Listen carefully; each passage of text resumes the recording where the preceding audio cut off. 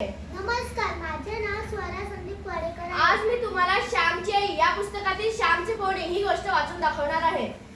कोकणामध्ये पावसाळ्यात विहिरी तुडुंब भरलेल्या असतात. हाताने सुद्धा पाणी घेता येते इतके भरतात. पावसाळ्यामध्ये पोहण्याची कोकणात मौज असते. नवीन मुलांना यावेळेसच पोहावयास शिकवतात. नवशिक्याच्या कमरेला सुखड किंवा पिडले बांधतात व देतात त्याला विहिरीत ढकलून. विहिरीत पोहणारे असतातच. 6 पुरुष खोल पाणी असेल तरी तळाशी जाऊन खर घेऊन येणारे अट्टल पोहणारे असतात. पाण्यात नाना प्रकारच्या कोलांट्या उड्या मारणारेही असतात. कोणी विहिरीत फुगड्या खेळतात, कोणी परस्परांच्या पायाला पाय लावून उताळे होऊन माना वर करून होड्या करतात. नाना प्रकार करतात.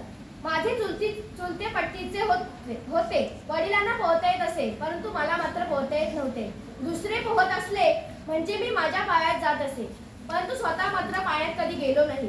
मला फार भीती वाटते. आमच्या शेजारची लहान लहान मुले धडाधड उड्या टाकली, परंतु मी मात्र भित्री भागूबाई ढकला रे श्यामला असे कोणी म्हटले की मी तेथून पोबारा करीत असे. माझी आई पुस्तक यायला म्हणे, अरे श्याम, पोहायला शिक. ती लहान लहान मुले पोहतात आणि तुला रे कसली भीती? तुला बुडू का देतील इतके सारे जण? उद्या रविवार आहे, उद्या पोहायला जा. तो वरवडेकरांचा बाळू, तो तुला शिकवेल. नाहीतर भाऊजींबरोबर जा. अरे उठल्या बसल्या आपल्याला विहिरीवर काम येते काय? पुण्या मुंबईचे नळ आहेत, पोहावयास येते असावे. कुसाताईची वेणी व अंबी त्या सुद्धा शिकल्या पोहायला. तू बांगड्या तरी भर, पण बांगडा भरणारा मुलीहून सुद्धा तू भित्रा. उद्या जा पोहायला.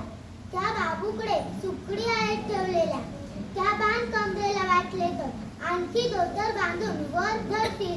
उद्या जाओ. मी काहीच बोललो नाही. रविवार उजाडला. मी कोठेतरी लपून बसायचे ठरवले.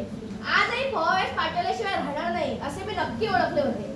मी माळ्यावर लपून बसलो. आईच्या प्रथम ते लक्षात आले नाही. साधारण 8 वाजायची वेळ आली. शेजारचे वासू, भास्कर, बाण्या, बापू आले. श्यामची आई, श्याम येणार आहे ना पोहायला? ह्या पहा सुखडी आणल्या आहेत, बाण्या म्हणाला. हो येणार आहे, परंतु आहे कुठे तो? मला वाटले की तुमच्याकडे आहे. श्याम, अरे श्याम, कोठे बाहेर गेला की काय असे म्हणून आई मला शोधू लागली. मी वरून सारी बोलणी ऐकत होतो. मुले म्हणाली, तिकडे आमच्याकडे नाही पोहायला. कोठे लपून तर नाही बसला? आम्ही वर पाहू का श्यामची आई? आई म्हणाली, बघा बरे असला तर. त्याला उंदीर घुशीसारखी लपण्याची सवयच आहे. त्या दिवशी असाच माझ्या खाली लपून बसला होता. पण वरती जरा जपून जा हो. तो तक्ता एकदमच वर उचलतो. अलगद पाय ठेवून जा. मुले माळ्यावर येऊ लागली. आता मी सापडणार असे वाटू लागले. बारीक बारीक होऊ लागलो.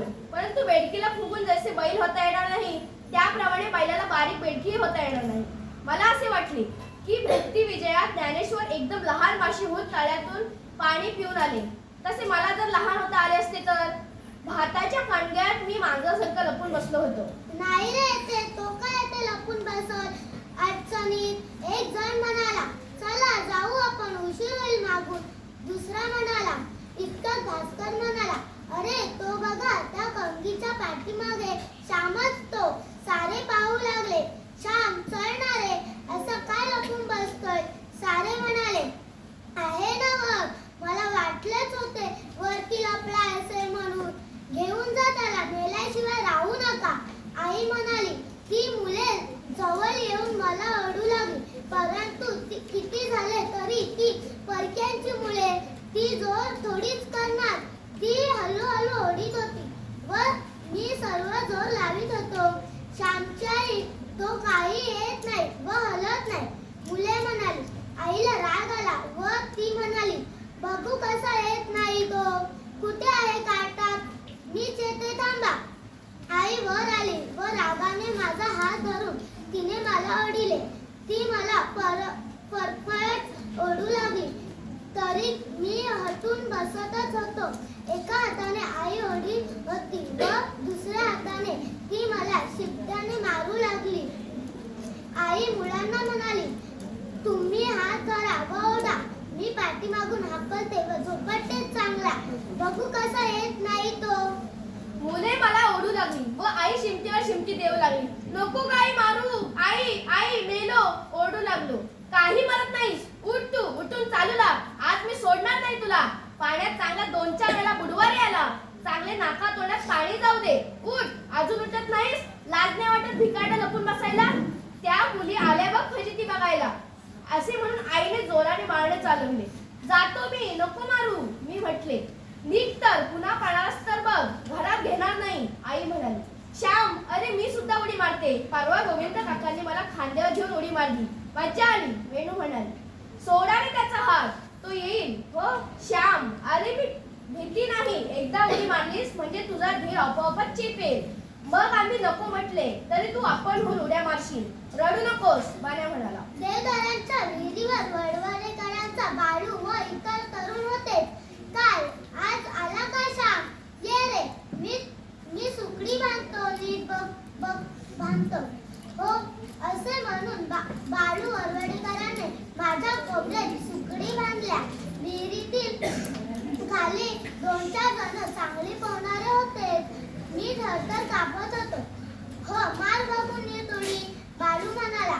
मी आता डोकवावे, पुन्हा मागे यावे, पुढे होई, पुन्हा मागे, नाक धरी, पुन्हा सोडी, असे चालले होते.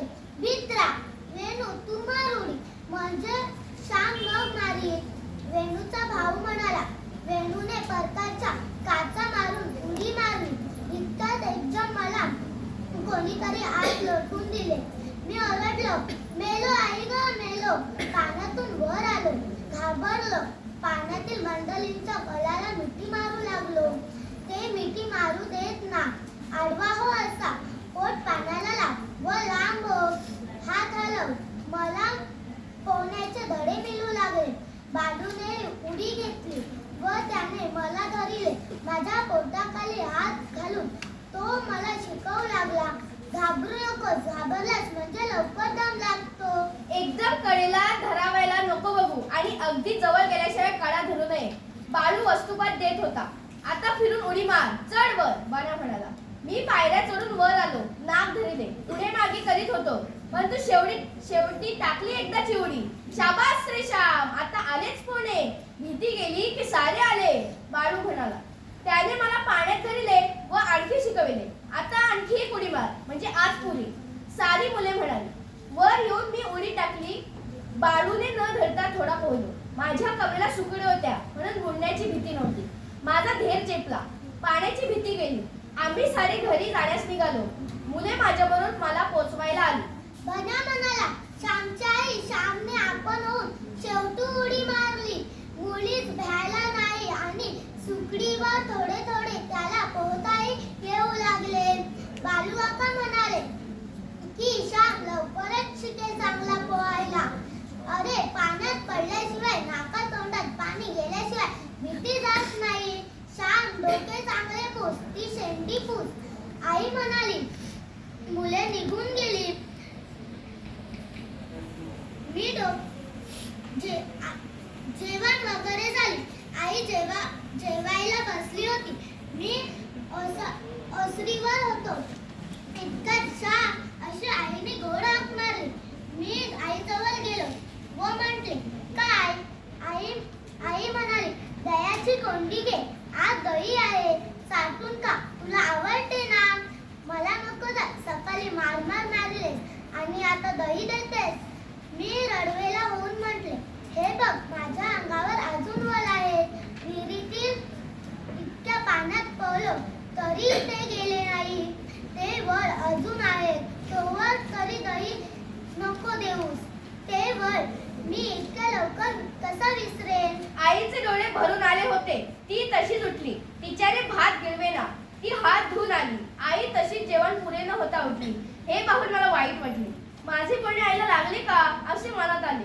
आईने तेलाची वाटी आणली व माझ्या वळाला लावू लागली. मी काहीच बोललो नाही. आई रडवेली होऊन म्हणाली, श्याम तू भित्र आहेस, असे का देवाने तुला म्हणावे? माझ्या श्यामला कोणी नावे ठेवू नये. श्यामला कोणी नाव ठेवू नये म्हणून मी त्याला मारले. श्याम तुझ्या आईला तुमची मुले भित्री आहेत असे कोणी म्हटले तर ते तुला आवडेल का? ते तुला खपेल का? तुझ्या आईचा अपमान तुला सहन होईल? माझ्या मुलांचा कोणी अपमान केला तर ते मी सहन करणार नाही व माझा कोणी अपमान केला तर माझ्या मुलांनी सहन करता कामा नये.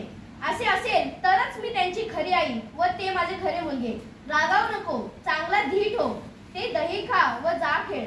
आज भिजू नको हो. पोहून आल्यावर निजले तर लगेच सर्दी होते हो. गाड्यांनो, माझ्या आईला धीट मुले हवी होती, भित्री नको होती.